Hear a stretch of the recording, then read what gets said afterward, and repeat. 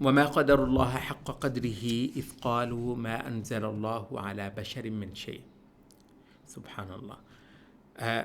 فرمایا جا رہا ہے کہ انہوں نے اللہ کی شان ہی نہ جانی، اللہ کی جو کوئی مرتبہ اور مقام تھا، ان ظالموں نے اس کا ہی کوئی مول نہ لگایا. کیا کر کے بھلا؟ اذ قالوا ما انزل اللہ علی بشر من شیء، جب انہوں نے کہا کہ بشر پر اس نے کوئی ہدایت کی چیز نہیں اتاری.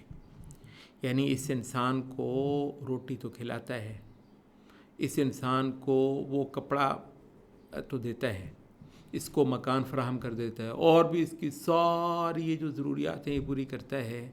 البتہ اس کے اندر جو اعلیٰ اور نفیس جذبے ہیں، اور جو صرف اور صرف ایک سچے خدا کو ہی جاننے پر تسکین پاتے ہیں، اور اسی کے ہاں جا بسنے کے لیے تیار ہوتے ہیں، اور ایک اس ابدی جہان کا پتہ، کیونکہ یہ جو دنیا ہے اس پر کون مرے؟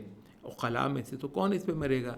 تو خدا تو وہ جو ہے اتنی بڑی بڑی حقیقتیں بتانے کے لیے انسان کو، مطلب ہے وہ حیوان سے نیچا ہے اس ہدایت کے بغیر. تو یعنی یہ ہدایت کی ایک بہت منفرد جہت ہے جو اس مقام پر بیان ہو رہی ہے. کہا کہ انہوں نے اللہ کی شان ہی نہ جانی جب انہوں نے یہ تصور قائم کیا کہ اس نے انسان کی ہدایت کے لیے کبھی کچھ نہیں اتارا کسی انسان کے اوپر، یعنی کسی نبی کے اوپر. قل من انزل الکتاب الذی جاء بہ موسیٰ نورا وہدی للناس. تو پوچھو ان سے کہ جو موسیٰ علیہ السلام، کیونکہ ایک بہت بڑی قوم وہاں پر ہدایت پہ جو کہ صدیوں تک چلی آتی رہی ہے، وہ بنی اسرائیل تھے، وہ قوم موسیٰ علیہ السلام.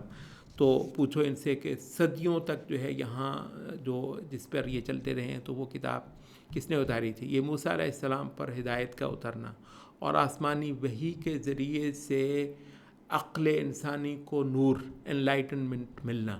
مطلب ابن تیمیہ نے اس کا باقاعدہ ذکر کیا ہے. کہتے ہیں کہ یہ جو یونان ہے نا، جہاں پر یورپ کا علمی شجرہ نسب جا کر ختم ہو جاتا ہے، ٹھیک ہے، اس کے پیچھے جاتا ہی نہیں ہے، اور وہ کلائمیکس ہے ان کا، وہ حد اخیر ہے ان کی، وہ جو یونان ہے نا، وہ کون سا یونان ہے؟ وہ کہتے ہیں کہ یہ مسیح علیہ السلام سے کوئی 200 300 400 500 سال پہلے کا، اتنا ہی ہے نا، یعنی مسیح علیہ السلام سے 500 سال پہلے کا.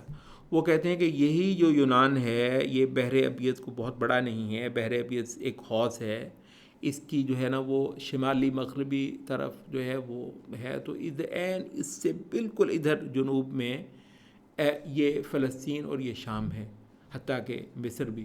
اچھا، یہاں پر یہ اس کے جو جنوبی مشرقی جو ہے بحر ابیض کی طرف، کہتے ہیں صدیوں روشنی ہوئی ہے، صدیوں. یہ انبیاء نے وقفینا ولقد آتینا موسیٰ الکتاب وقفینا من بعدہ بالرسل، موسیٰ علیہ السلام کو ہم نے شریعت دی اور اس کے بعد رسالتوں کا تانتا لگا دیا. وہ کہتے ہیں کہ اتنی روشنی ہوئی، اور یہ کب ہے؟ موسیٰ علیہ السلام کوئی 1200، کوئی 1400، کوئی 1500 سال پہلے مسیح علیہ السلام سے اتنی ساری. تو یہ جو ہیں، آپ کو کہتے ہیں تصور آپ کر سکتے ہیں کہ یہ ارض شام میں تہذیب اپنے عروج پر ہو، آسمانی اور لکھی ہوئی کتابیں موجود ہیں، شریعت کی، قانون کی حکمرانی. یہ جو ہے بنی اسرائیل کے اندر نبی آتے رہے، کلما ہلک نبی خلفہ نبی، کانت بنو اسرائیل تسوسہم الانبیاء. ساری کی ساری ان کے معاملات دنیا انجام دینے والے رسول ہوتے تھے، ان کی تعلیم سے لے کر ان کی اخلاق اور ان کی تہذیب تک، اور ان کی سیاست اور ان کی معیشت تک، سارے کے سارا اور اللہ کے مقرر کیے ہوئے نمائندے جو ہیں وہ چلاتے تھے. کہتے ہیں یہ تصور ہو سکتا ہے کہ یونان جو ہے وہ اتنی دیر تک، وہ تو بہت بعد میں ہے نا، یہ 500 سال یا 400 سال قبل مسیح، وہ تو بہت بعد میں ہے. تو 1200 سال 1500 سال قبل مسیح اتنی ساری روشنی یونان کو نظر ہی نہ آئی ہو. تو کہتے ہیں اگر اس میں کوئی کام کی چیز ہے تو وہ ان رسالتوں کا ایک پرتو ہے، اس کا ایک عکس ہے. اور اگر اس کے اندر جہالت ہے تو ہمیشہ انسان یہ کرتا ہے کہ کچھ روشنی آسمان سے لی اور کچھ جہالت جو ہے وہ اس کے اندر اپنی شامل کر لی. تو بہرحال یہ ہے کہ جو ہدایت کا سلسلہ ہے یہ تو بہت پہلے سے چلا آ رہا ہے، اور کبھی بھی اللہ تعالیٰ نے انسان کو جو ہے وہ اس سے محروم نہیں رکھا. ہاں، اتنی روشنی جو قرآن بھیج کر نازل کر کے اور محمد صلی اللہ علیہ وسلم کو بھیج کر ہوئی ہے، وہ ٹھیک ہے کہ وہ اب ہوئی ہے. تو اگر اللہ نے ہدایت نہیں اتاری یہ تصور کرنا خود اللہ رب العزت کو بھی نہایت غلط جاننے والی بات ہے. اگر کوئی قیامت نہیں ہے، اگر خیر اور شر کا کوئی محاسبہ نہیں ہے، اور اگر کوئی جواب دہی نہیں ہے، تو پھر اس یہ اندھیر نگری چوپٹ راجہ معاذ اللہ اس کائنات کا سب سے برا تعارف یہ ہے. تو یہاں سے یہ معلوم ہوا کہ اس کائنات کی اپنی گواہی یہ ہے کہ اس کا خالق جو ہے لا محالہ ایک ہدایت پر مشتمل پروگرام بھی اس انسان کو دے، تو جو کہ اس نے رسالتوں کے ذریعے سے ہمیں وہاں پہنچایا ہے.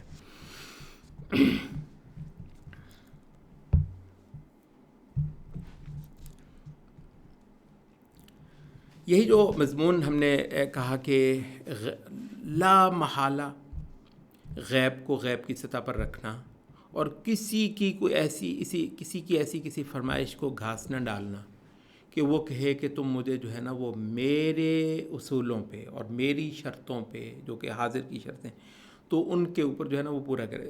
اور یہ ہے کہ ہو نہیں سکتا کہ خدا کی طلب اور جستجو کسی شخص کے اندر ہو اور اس کو خدا ہدایت سے محروم کر دے، اور ہو نہیں سکتا کہ خدا کی طلب جو ہے وہ کسی شخص کے اندر نہ ہو تو وہ ہزاروں لاکھوں کروڑوں عقلی دلیلوں سے خدا کو پالے. ہو نہیں سکتا. اچھا، یہ جو مضمون ہے جسے ہم نے پہلے بیان کیا تھا، اس کا ایک مقام جو ہے آگے سورۃ الانعام میں آ رہا ہے، اور حقیقت یہ ہے کہ جھنجھوڑ دینے والا ہے. یہ مضمون یوں شروع ہو رہا ہے: وَأَقْسَمُوا بِاللَّهِ جَهْدَ أَيْمَانِهِمْ لَإِنْ جَاءَتْهُمْ آيَةٌ لَيُؤْمِنُنَّ بِهَا. قسمیں کھا کھا کر انہوں نے یقین دلایا کہ اگر کہیں ان کو کوئی نشانی آ جائے ان کے پاس تو لا محالہ یہ ایمان لے آئیں گے. قل انما، اب یہاں پر لاپرواہی دیکھیے، مطلب ہے یعنی کوئی ایسا نہیں ہے کہ پریشان ہے استغفر اللہ خدا اور کوئی صورت نکالی جائے تم کو ایمان دلوانے کی. مسئلہ ہے ہی نہیں ہے بالکل. یعنی وہ بات یہ ہے کہ اگر تمہارے اندر اس کو وہ شے نظر آ جائے تو ایمان یوں آ جائے گا، اور نہیں ہے تو پھر چاہے تارے توڑ لاؤ آسمان کے. اچھا، فرمایا قل انما الآیات عند اللہ. ان کو صاف کہہ دو دیکھو یہ اللہ کا اختیار ہے، اس کو پتہ ہے کب کیسے کتنی کوئی نشانی دینی ہے. ایمان البتہ اس سے مطلوب ہے، نشانی آنے سے پہلے بھی اور نشانی آنے کے بعد بھی. اچھا، پہلی تو بات جو ہے نا وہ یہ ہے. اس سے آگے جو بات ہے ہم نے کہا جو بہت جھنجھوڑ دینے وہ ما یشعرکم، تمہیں کیا اندازہ اے مسلمانوں. یہاں پر جو ہے وہ مخاطب بھی صرف نبی صلی اللہ علیہ وسلم نہیں ہے. انہا اذا جاءت لا یؤمنون، کہ جب وہ آ بھی جائے تو پھر بھی ایمان نہ لائیں گے، کیونکہ ایمان ایک عطا ہے. ایمان دراصل انسان کی جو اندر کی حالت ہے، اور جس پر صرف خدا مطلب میں نہیں ہوتا، اور نام استغفر اللہ، میں بطور انسان کوئی بھی دعویٰ کر سکتا ہوں کسی کے بارے میں. مجھے کیا پتا آج جو اسلام کا بدترین دشمن ہے کل وہ اللہ کا سب سے بڑا ولی ہوا پڑا ہو. کیونکہ یہ بھی ہوتا ہے، مطلب ایک وقت تک اللہ تعالیٰ اس کو رکھتا ہے اور اس کے بعد پھر اس پر ہدایت کے دروازے کھول لیتے ہیں. قلوب کا معاملہ اس سے 100% مطلع صرف اللہ ہے، اور جس سے ذرہ بھر مطلع کوئی شخص اور نہیں ہے، تو وہ اللہ جانتا ہے. اچھا، لیکن یہ ہے کہ یہ وما یشعرکم انہا اذا، تمہیں کیا معلوم کہ جن شرطوں پہ ہم نے ایمان دلوانا ہے، اور وہ غیب ہے، ٹھیک ہے، جو مسکین ہے، انہا اذا جاء، وہ آ بھی جائے ان کی اس دنیا کے اندر تو بھی یہ ایمان نہ لائیں. وَنُقَلِّبُ أَفْئِدَتَهُمْ وَأَبْصَارَهُمْ، اور اس وقت ہم اوندھے کر دیں ان کے دلوں کو، وَأَبْصَارَهُمْ، ان کی نگاہوں کو ہم اوندھی کر دیں.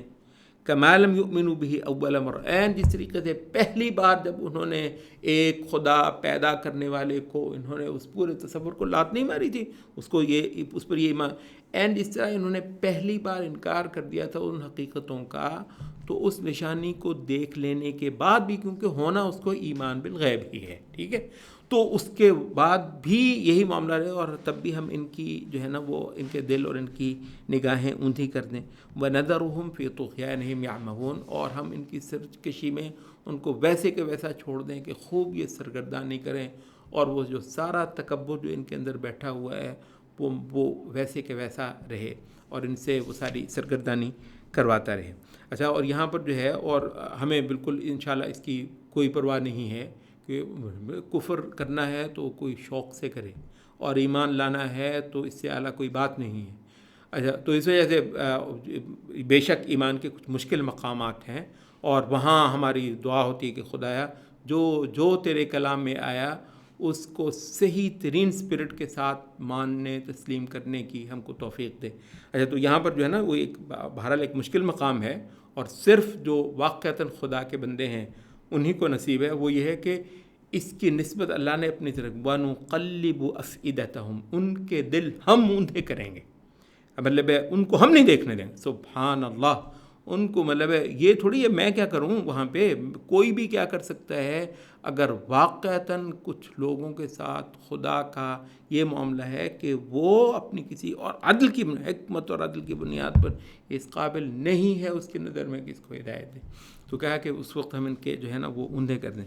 اور اس سے یہی جو ہے ہم نے کہا جھنجھوڑ دینے والا بیان یہ اب آگے اور اوپر جاتا ہے، بڑھتا ہے۔ وَلَوْ أَنَّنَا نَزَّلْنَا إِلَيْهِمُ الْمَلَائِكَةَ، مسلمانوں یہ بیٹھے ہوئے یار کہیں سے لا کر میں اس کو دلیل دے دوں، سبحان اللہ، یہ رب العزت ہے۔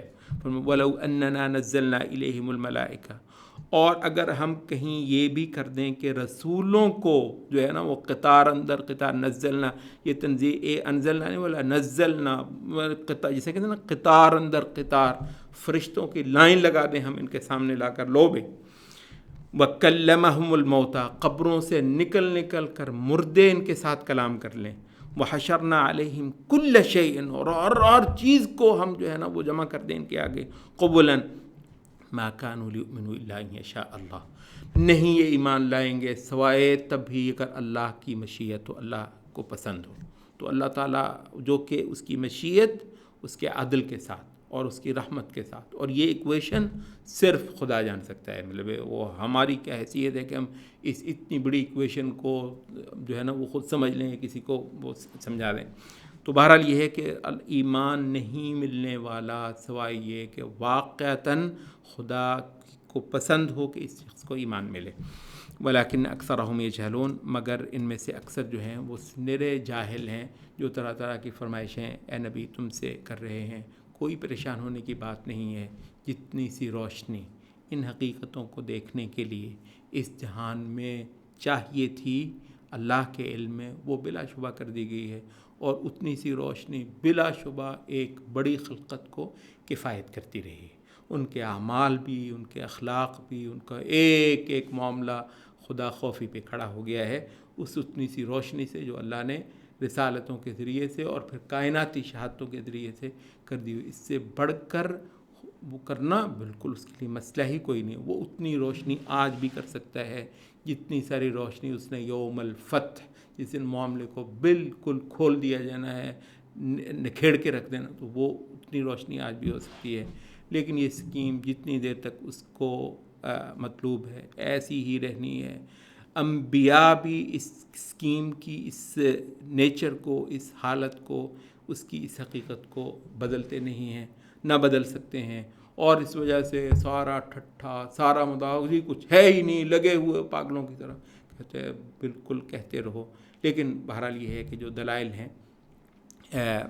رسالت کے وہ ان کے سامنے آتے چلے جاتے ہیں۔ ایک رسالت کی جو ایک بہت بڑی دلیل، ہم نے پہلے بھی کہا تھا کہ رسالت آپ اپنی دلیل ہوتی ہے، تو اس کی طرف کو بھی کچھ اشارے اس صورت میں ہیں۔ ہم یہاں پہ اس کا ایک کا ذکر کریں گے۔ فقط كذبوا بالحق لما جاءهم فسوف يأتيهم أنباء ما كانوا به يستهزئون۔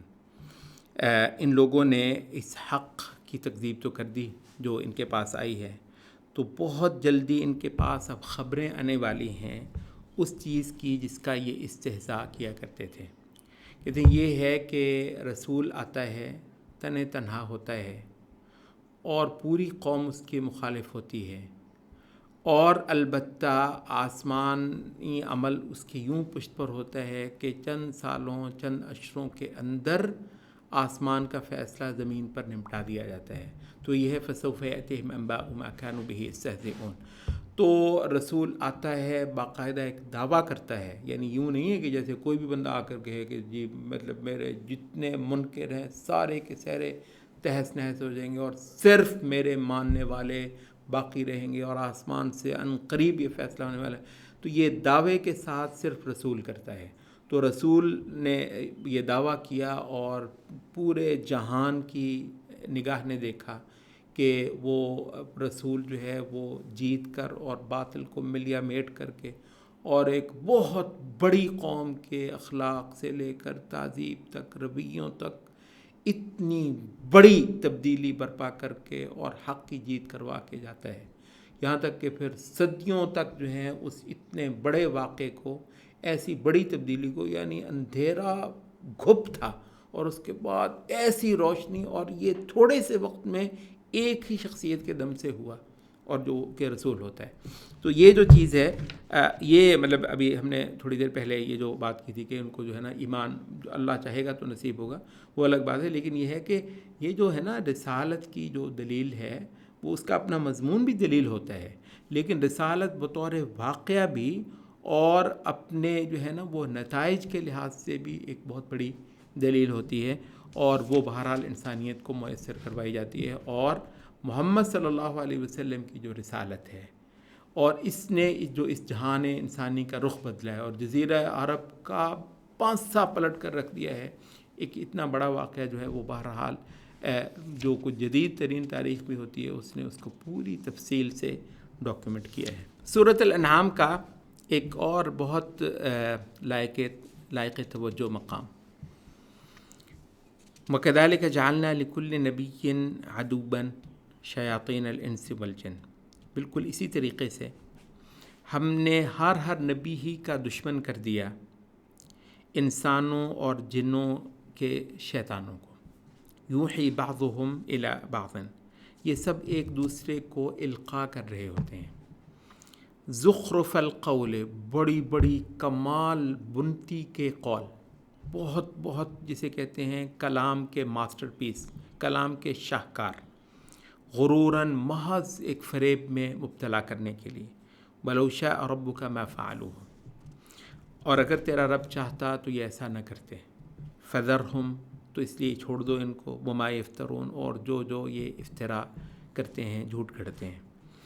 اچھا، یہاں پر اہل علم نے کہا کہ اچھا بات یہ ہے کہ یعنی ایک مقابلہ، رسالتیں تو سچ ہیں، اچھا اس لحاظ سے تو یہ ہے کہ اتنی بڑی سچائی ہے اور اتنا بڑا یہ حق ہے، رسالتیں اس سے بڑی تو کوئی چیز ہے ہی نہیں جو آسمان کی طرف سے انسانوں کے لیے ہے. اچھا اب بات یہ ہے کہ اتنی بڑی چیز جو ہے وہ ویسے تو اصول یہ حق رکھتی ہے کہ وہ آئے اور بس چھا جائے، یعنی نہ اس کے سامنے نہ کوئی بولے، نہ کوئی دم مارے، نہ کوئی مزاحمت کرے. اچھا یوں جیتنے میں مزہ نہیں. تو کیا ہے پھر یہ ہے کہ ان کے حق میں تو وہ تباہی ہے، وہ بربادی ہے، لیکن ان کو اچھی خاصی صلاحیتیں عطا کی جائیں کہ سبحان اللہ، یعنی رسولوں کا مقابلہ کر لیں، رسولوں کا مقابلہ کریں، رسولوں کے مقابلے پر یہ بھی ایک کیس رکھیں اور بسا اوقات یہ زوم بھی رکھیں کہ ہمارے پاس دلیل ہے، ہمارے پاس حق ہے، حتیٰ کہ انسانوں کو کہیں کہ دیکھو ہماری بات کتنی اعلیٰ ہے رسول کے مقابلے پر. اچھا وہ اہل علم نے کہا کہ یہ جو ہے نا خصوصی طور پر ادبی اور ثقافتی جو ہتھیار ہوتے ہیں. اچھا رسولوں کی بات بہت سادہ ہوتی ہے، رسولوں کے پاس وہ جو تھا نا زخرف، وہ سجاوٹ، وہ کشیدہ کاری، وہ نہیں ہے رسولوں کے پاس. بہت سادہ فطرت کی جو بات ہے، لیکن اس کے اندر سچائیاں ہیں، اور جس کو خدا کی تلاش تھی یوں اس کو خدا مل گیا اور اس کا کام ہو گیا. اچھا لیکن ظاہر ہے کہ وہ تو نہیں ہے. اب وہ تو ایک بہت بڑی چوری ہے، خدا سے ہٹانا، خدا کی عبادت سے ہٹانا. اچھا لیکن یہ کہ اس کے لیے خدا نے جو کمپنسیٹ کیا ہوا ہے، اور تاکہ یہ مارکا بہرحال ایک مارکا ہو، رسولوں کے ساتھ کھڑا ہونا بہرحال جان جوکھوں کا کام بنایا جائے، انسان کی عقل کا بھی یہ کمال امتحان ہو جائے، اور انسان کی خدا خوفی کا بھی کمال امتحان ہو جائے، اور انسان کی دیانت اور صداقت کا بھی کمال امتحان ہو جائے. حتیٰ کہ بسا اوقات تو حدیث میں بھی آتا ہے کہ یہ جیسے کالقابض علی الجمر، جیسے انگارے جو ہیں وہ ہاتھوں میں پکڑ رکھے ہوئے ہیں. رسولوں کے ساتھ چلنا اتنا بڑا مول اس کا رکھ دیا جائے. اچھا، تو وہ مول جو ہے وہ تہذیبی بھی ہو سکتا ہے، وہ اخلاقی بھی ہو سکتا ہے، وہ معاشی بھی ہو سکتا ہے، وہ سیاسی بھی ہو سکتا ہے. بے شمار انداز کی قیمت ہے جو آپ کو ادا کرنی ہے. اچھا، تو اس وجہ سے تاکہ یہ مقابلہ ہو اور تاکہ رسولوں کے مقابلے پر بھی کوئی شے بہرحال ہو جائے ہے تو وہ باطل، لیکن یہ کہ کوئی شے ہو جائے تو کہتے ہیں کہ وہ اللہ تعالیٰ نے فرمایا کہ یوحی بعضهم، ایک تو ہے کہ شیاطین ہوتے ہیں انسانوں کے اور جنوں کے، یہ جو بڑے بڑے دماغ ہوتے ہیں جن کو آپ جینیس کہتے ہیں، یعنی جینیس، وہ کسی نے لکھا کہ بہت زیادہ جو جینیس لوگ ہیں وہ ایمان سے محروم رہتے ہیں. اچھا، ہے تو جینیس، اب کیا کریں گے؟ اب وہ ادب کے شاہپارے لائیں گے. اب وہ ایسی آپ نے دیکھا ہوگا بعض لوگوں کی یہ شاعری، اچھا وہ سن کر نا آپ کا دل پھڑک اٹھتا ہے. بلکہ بہت اچھی بات ہے کہ اگلی آیت ہم پڑھ لیں تاکہ یہ مضمون پورا جو ہے نا وہ آپ کے لیے واضح ہو جائے. وَلِتَصْغَىٰ إِلَيْهِ أَفْئِدَةُ الَّذِينَ لَا يُؤْمِنُونَ، وہ جو شاہپارے ہیں نا وہ جھوم جھوم کے بندے کا حال برا ہو جاتا ہے.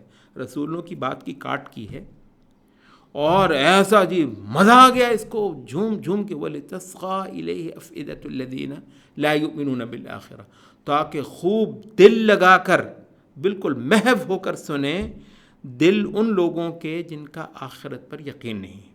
وَلِيَرْضَوْهُ، اور تاکہ خوش ہو جائیں، خوب جی مچل جائے ان کا اس پر. وَلِيَقْتَرِفُوا مَا هُمْ مُقْتَرِفُونَ، اور تاکہ جو کچھ جھوٹ اور جو ہے بکواس جو ہے وہ سارے کا سارا جو انہوں نے گھڑنا تھا وہ گھڑ لیں اور خوب گناہ جو ہیں وہ کما لیں. آپ نے یہ دیکھا ہوگا کہ یہ شیطان کی جتنی کوئی بات ہے اس کو بہت بہت اعلیٰ ثقافتی اور ادبی پیرایوں میں بیان کرنے میں ایک بڑی خلقت ہے جو پھڑک اٹھتی ہے. اچھا، اللہ کہتا ہے اگلی کہ ولو شاء، اس پہلی آیت میں ولو شاء ربک ما فعلوا، اللہ چاہتا تو یہ نہ کرتا، لیکن کچھ لوگوں کے برباد ہونے کا سامان بھی باقاعدہ تکوینی سطح پہ بات کر رہے ہیں، کچھ لوگوں کے برباد ہونے کا کافی سامان بھی خود اللہ رب العزت نے ہی اس جہان کے اندر فراہم کروایا ہے. مطلب اب یہ جو ہے وہ ایک بدبخت جو ہے وہ ساری اس کی جو ہے نا جتنا کچھ ہے سارے کا سارا غلاظت کی تصویر کشی پہ ہوئی ہے. ایک ادیب ہے، مر گیا، پوچھتی ہے دنیا اس کو، وہ غلاظت کی مطلب ہے بہت کمال کی ادبی تصویر. اور اس کی میں نے ساری کتابیں تو نہیں دیکھی، لیکن یہ ہے کہ میں نے تو اس کی جو بھی کتابیں دیکھی اس کے نا وہ ایک چوکٹا جو ہے وہ اس کی ہر کتاب کے باہر جو ہے نا اس کی ایک چھوٹی سی تحریر کا جو ہے نا وہ لگایا جاتا ہے. کہتا ہے کہ یہ جتنا بھی گند ہے تو اگر آپ کو نظر آتا ہے تو اس وجہ سے نظر آتا ہے کہ یہ ہے، اور میں اس پر پردہ بھی کیوں ڈالوں، یہ کام درزی کا ہے، میں کوئی درزی تھوڑی ہوں. اچھا، اب یہ جو ہے نا یہ کام درزی کا ہے، مطلب ہے کسی نے اپنی ماں سے منہ کالا کیا. اچھا، اب اس کو یہ ادب کے شاہپارے بنا کر اس میں رنگ بھر بھر کے اس کو بیان کر رہا ہے. ٹھیک ہے، غلاظت کو جو نالی ہے اس کو اٹھا کر لوگوں کو دکھا رہا ہے. اچھا، کتنا غلیظ کام کر رہا ہے. یعنی انسان اتنا ہے کہ اگر اس سے، اور سارے انسان تھوڑی کہیں اگر انسان سے کوئی بری سے بری بھی کوئی کمزوری ہو تو گندگی کو یہ ہے نا کہ انسان چھپاتا ہے. ہمیشہ سے ہی انسان کے ہاں گندگی کو چھپایا جاتا ہے. اچھا، اور اس پر پردہ ڈالا جاتا ہے، اور اگر اس کی کچھ اصلاح ہے تو اس کے اور انداز ہیں، اور اس میں رنگ بھر کے اور مزے دلوا کے وہ کرنا کیا ہے مطلب. اچھا، لیکن یہ ہے کہ اس نے صرف یہ جملہ لکھ دیا ہے کہ میں اس پر پردہ بھی کیوں ڈالوں، میں اس کو کپڑے بھی کیوں پہناؤں، کیونکہ یہ درزی کا کام ہے، میں درزی. دلیل ہے ویسے یہ مطلب اگر کسی علم سے، لیکن یہ ہے کہ واہ جی واہ، مطلب لوٹ پوٹ ہونے میں مزہ آتا ہے. بہت اوقات ہم نے دیکھا ہے یہ بہت سارے جو شاعر ہوتے ہیں مطلب ہے یہ مجسم شیطان کے پیغمبر ہوتے ہیں. بہت سارے جو ادیب ہوتے ہیں یہ شیطان کے باقاعدہ چیلے ہوتے ہیں، اور ایسے مضامین. اچھا، باقاعدہ لگے کہ وَكَذَلِكَ جَعَلْنَا لِكُلِّ نَبِيٍّ عَدُوًّا شَيَاطِينَ الْإِنسِ وَالْجِنِّ يُوحِي بَعْضُهُمْ إِلَى بَعْضٍ زُخْرُفَ الْقَوْلِ. یہ جو زخرف القول ہے نا، ایسے کشیدہ کاری کلام کی، تو یہ باقاعدہ وہی ہوتی ہے ان کی. تو یہ ان کا القاء ہوتا ہے شیاطین کا ایک دوسرے پر، اور یہ سارا کچھ اس وجہ سے کہ جتنے مریض نفس ہیں، جتنے خدا کی چوکھٹ پر سچے دل سے نہ جھکنے والے ہیں، جتنے لوگ انبیاء کی لائی ہوئی صداقت پہ فریفتہ ہونے والے نہیں ہیں، او بھائی ان کے کھانے کو کچھ تو ہو، ان کے مرنے کو کچھ تو ہو، ان کے جپنے کو کچھ تو ہو، اور وہ ایک سٹینڈرڈ کے لوگ ہیں، تو پھر ایک سٹینڈرڈ کی چیز بھی ان کو جو ہے نا فراہم کروا دی جاتی ہے۔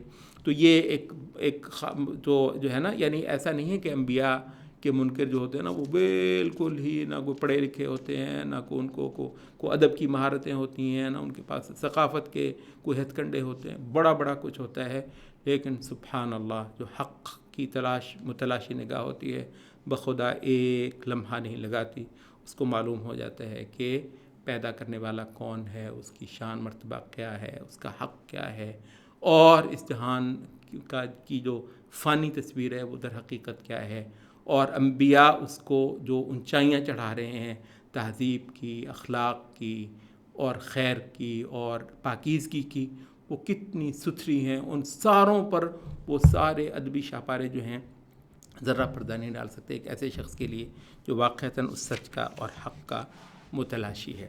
سبحانک اللہم و بحمدک، اشہد ان لا الہ الا انت۔